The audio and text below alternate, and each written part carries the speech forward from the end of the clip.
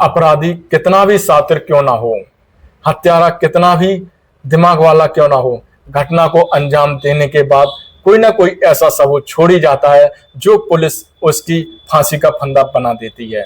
जी हाँ दोस्तों, हम बात कर रहे हैं भारत के केंद्र शासित प्रदेश चंडीगढ़ की। वर्ष 2010 की घटना है, जहां एक युवती अपनी स्पीकिंग कोर्स की पढ़ाई कर कोचिंग करके घर वापस जा रही थी। देर समय हो जाता है, रात के करीब 9 बजे होते हैं। जो 9 बजे होते हैं उस वक्त पानी बूंदाबांदी चल रही होती है और वो कॉपी किताबें हाथ में पकड़े होती है, पानी रुकने का इंतजार कर रही थी और वो टीन से बने एक बरामदे में रुक जाती है और पानी बंद होने का इंतजार करती है। उस इंतजार कर ही रही होती है कि उसके सर पे पीछे से एक बड़ा सा पत्थर लगता है, जिसको चोट लगती है, घायल हो जाती है और गिर जाती है।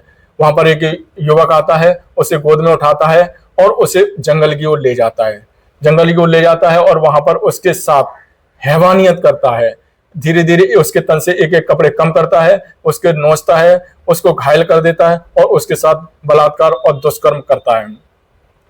उसी कर ही रहा होता है कि उसके लड़की के मोबाइल पर उसके पिता की कॉल आ रही होती है और कॉल उठते ही बात होती है, बेटा तू कहाँ है, हम तेरा इंतजार कर रहे हैं, अभी तक घर क्यों नहीं आई। तो उसमें से जवाब आता है कि मेरी स्कूटी ऑटो टैक्सी स्टैंड पर खड़ी हुई है, वहां जाकर देखिए। जब ये घटना दे रहा होता है, कॉल कटती है और वो अपनी घटना को अंजाम देकर चला जाता है। और पिता जो होता है वो तसल्ली नहीं हुई ही नहीं होती है। वो लड़की जो होती है नेहा, उसके पिता बात कर रहे होते हैं और वो उसके साथी जितने भी होते हैं कोचिंग में पढ़ने वाले, उनके से संपर्क करते हैं। प्रत्येक के घर जाता है और गेट खटखटाता है और बताता है कि मेरी बेटी नेहा अभी तक घर नहीं पहुंची, क्या आपने उनसे देखा है। तो सब जगह कुछ लोग तो कह देते हैं आज हमारी मुलाकात नहीं, और जो उसके साथ पढ़ने वाले होते हैं वो कहते हैं वो हमने उसी समय पर मुलाकात हुई थी, उसके बाद से हम उसके बारे में पता नहीं है। पिता को यूं ही तसल्ली नहीं होती है, वो भटकते भटकते जंगलों की तरफ जाता है और आवाज लगाता है, बेटा नेहा तू कहाँ है, अभी तक मैं तेरे लिए चिंतित हूँ, कहाँ है। और इस तरह आवाज देते हुए घूम रहा होता है, जंगल में घूम रहा होता है। तो उसे एक उसकी लड़की की बॉडी मिल जाती है, सब मिल जाता है और वो देखते ही पहचान जाता है कि इसके साथ दरिंदगी हैवानियत हुई है और उसे गोद में उठाकर सीधे डॉक्टर की ओर भागता है, अस्पताल की ओर ले जाता है। जहां अस्पताल में ले जाते हैं तो वहां पर डॉक्टर उसकी हालत देखते हैं और बताते हैं कि ये मृत हो चुकी है।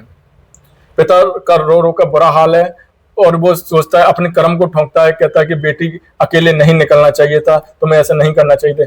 जब वो इस बीच पुलिस को सूचना, हालांकि पुलिस को पहले ही सूचना कर देता है, पुलिस की टीम पहुंचती है और जो ऑटो टैक्सी स्टैंड पर स्कूटी खड़ी है वहां पर पहुंचते हैं तो वहां पर देखते हैं कि स्कूटी में खून के कुछ धब्बे लगे हुए हैं।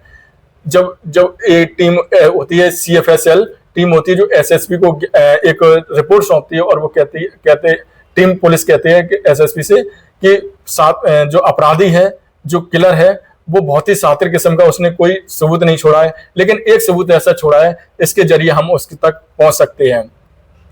जब ये SSP कहते हैं कि ये किस तरह से हो सकता है तो बताते हैं कि वहां स्कूटी के पास कुछ खून के धब्बे मिले। अगर हम इस चीज को संगीन अलग तरीके से देखें तो हम इस तक पहुंच सकते हैं। और वहां के क्षेत्र के जितने भी लोग हैं, ज्यादातर कुंवारे लोग, ठेले वाले, ऑटो चालक और रेहड़ी वाले, इन लोगों की, कुंवारे लड़कों की एक लिस्ट बनाई जाती है। पुलिस अपनी वर्दी को भेष बदल कर वर्दी को उतार देती है और डॉक्टर के रूप में आ जाती है और वहां के क्षेत्र के तकरीबन 800 लोगों की सूची तैयार करती है और प्रत्येक घर पे जाती है और प्रत्येक घर के गेट के बाहर लोगों से बोलती है कि मुझे जितने भी अविवाहित पुरुष लोग हैं उनकी हमें रिपोर्ट चाहिए, जो कि एक सिविल लग रहा है उसके कैंप के जरिए, और ब्लड की आवश्यकता है। जब इस तरह की सूची मिलाई जाती है, उसके और भी साथी होते हैं, उनको बुलाया जाता है, उनको पुलिस हिरासत में लेती है, पूछताछ करती है, लेकिन उनका कोई किसी से DNA मैच नहीं करता है। DNA मैच कराया जाता है ब्लड के जरिए, किसी से मैच नहीं करता है और वो लड़की की जांच चलती रहती है। और ये बात जब पूरी तरह संतुष्ट नहीं होते हैं, जब पुलिस इसको चार्जशीट लगाकर कोर्ट को भेजती है, सभी लोग जितने भी होते हैं वो बरी हो जाते हैं। कोर्ट का कहना होता है कि कोई पक्का सबूत ना होने के कारण इसे केस को ठंडा कर दिया जाता है। इस चलते चलते इस केस को 1 नहीं, 2 नहीं, 3 नहीं, पूरे 12 साल लग जाते हैं। समय होता है 11 जनवरी 2022 का दिन आ जाता है, जहां 2 हस्बैंड वाइफ होते हैं, जिसमें पत्नी होती है मनदीप कौर। जो मार्केट से शॉपिंग कर रही होती है अपने पति के साथ, और शॉपिंग इतनी कर लेती है कि उसके जो पति होता है उसके पास जेब में बजट नहीं होता है। जब वो दुकानदार से कहता है भाई साहब जरा थोड़ी देर रुके, मेरे पास शॉपिंग ज्यादा हो गई है, इसको आप, मेरे पास पैसे नहीं है, हम अधिक पैसे लाने के लिए हम घर जाते हैं और आपके लिए पैसे लाते हैं। तो उसकी पत्नी वही मनदीप कौर है जो वहीं दुकान पर रुक जाती है, और वो जो पति होता है वो अपने भतीजे को कॉल करता है कि मुझे अधिक पैसे की आवश्यकता है, मैं अभी तुम्हारे पास आ रहा हूँ और मुझे पैसे चाहिए। तो वो निकल जाता है। जब वो पैसे लेके तुरंत ही वापस दुकान पे आता है और दुकानदार से कहता है ये लीजिए बड़े भाई, आपके हम पैसे पूरे ले आए हैं और लीजिए। तो वो दुकानदार पैसे लेके बोलता है कि भाभी जी तो चली गई हैं। भाभी जी की उम्र मनदीप जी कौर है, भाभी जी कहता है, और उनकी उम्र तकरीबन 40 करीब होती है। तो जब वो देखता है कि नहीं है तो वो अपने दोस्तों से बात करता है, घर जाके देखता है कि नहीं है, तो वो परेशान हो जाता है। तो इसकी रिपोर्ट पुलिस को देता है कि हमारी पत्नी दुकान पर थी, उसके बाद घर चली गई, घर के पर नहीं पहुंची है, दोस्तों के पास भी नहीं है, रिश्तेदारों के पास भी नहीं, किसी के पास नहीं है, कृपया इसकी रिपोर्ट दर्ज करें। पुलिस रिपोर्ट दर्ज कर लेती है, लेकिन पति जो है वो उसको ढूंढते हुए जंगलों में पता करता है, गांव में और क्षेत्र में पता करता है, और भटकते भटकते पहुंचता है मनदीप कौर की। भटकते भटकते उसे नहीं मिलती है, वो हट के घर बैठ जाता है। लेकिन दूसरी सुबह जब एक महिला का शव मिलता है जो नग्न अवस्था में है, जिसके साथ हैवानियत की गई है, पुलिस बॉडी बरामद करती है, सूचना करती है, तो पता लग जाता है कि ये उसकी पत्नी मनदीप कौर की लाश है। जो CFSL टीम है जो इस बॉडी को लेके पोस्टमार्टम रिपोर्ट आती है, उसमें भी पता लगता है, और उसको रीड करती है और देखती है कि क्या हम इस ऐसे केस को हम पहले भी देख चुके हैं। असल में मामला 2010 का होता है। पुलिस जो CFSL टीम है, जो फॉरेंसिक टीम है, और जो इसको साक्ष्य इकट्ठे करती है, वो तुरंत ही पता लगा लेती है कि हम ऐसी घटनाओं को पहले भी देख चुके हैं और जान भी चुके हैं।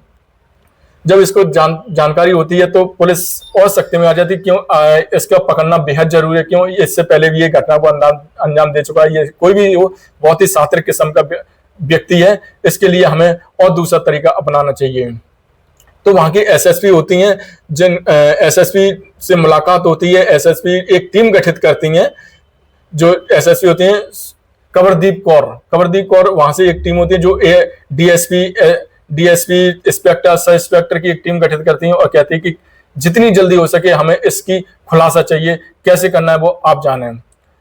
जब ये टीम गठित होती है तो पुलिस अपनी वर्दी को बदलती है और डॉक्टर बेस में आ जाती है, फिर वही तैयारी करती है, और जो कातिल होता है उसकी 300 लोगों की लिस्ट तैयार की जाती है, और कातिल वहां से घटना स्थल से 500 मीटर की दूरी पर रह रहा होता है।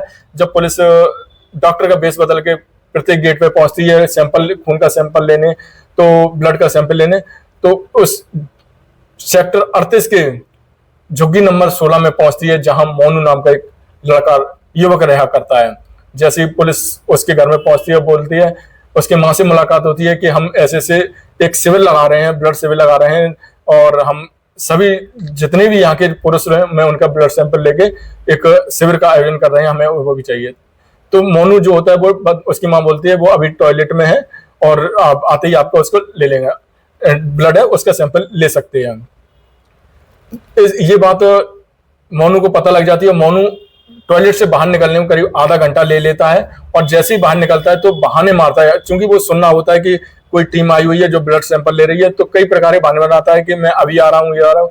लेकिन डॉक्टर सोचते हैं, बहाना बनाता है, लेकिन जो डॉक्टर के रूप में पुलिस बैठी हुई है, जो ऊपर से सफेद डॉक्टर की बेस में है, असल में अंदर से वो पुलिस है। और असली पुलिस होती तो वो शायद एक बार टाल देते, जाने देते, लेकिन ये पुलिस वाले थे जो ऐसे आसानी से नहीं जाने देते, और वो मोनू को रोक लेते हैं। मोनू से कहते हैं, बहुत फैला फसला लेते हैं, बेटा ऐसी बात, बेटा वैसी बात, और वो उसका सैंपल ले लेते हैं। और फिर जब सैंपल ले लेते हैं तो उससे कह देते, मोनू अब तुम कहीं भी जा सकते हो, अब आपके लिए छूट है, जो हमारा काम था वो हो गया है।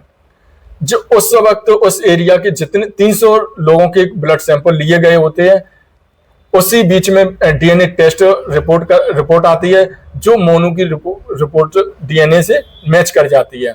तो पुलिस को ज्यादा समय नहीं लगता है और मोनू को हिरासत में ले लेती है। जब पुलिस को हिरासत में ले लेती है तो मोनू कहता है, अपनी माँ से कहता है, माँ मुझे भूख लगी है, मुझे रोटी बना के खिला दे, अगली बार पता नहीं जिंदगी होगी कि नहीं होगी, ये मेरे आपके हाथ की एक बार खाना खिला दो। तो पुलिस सोचती है चलो लास्ट है तो खाना खा लें, उसके बाद इसकी कार्रवाई करते हैं। तो पुलिस भी इंतजार करती है। मोनू अपनी माँ के हाथ का रोटी खाता है और जब खाना खा लेता है तो पुलिस उसको हिरासत में ले जाती है और उससे कबूल करवाती है। पुलिस जब उससे कबूल करवा रही होती है तो पता लगता है कि उसकी जो पिछला बैकग्राउंड खंगाला जाता है तो पता लगता है कि हिमाचल प्रदेश के चंबा में ये इसने कई घटनाओं को ऐसे अंजाम दिया, जैसे कि पर्स छीनना, कुंडल छीनना, उचक्के वाले काम।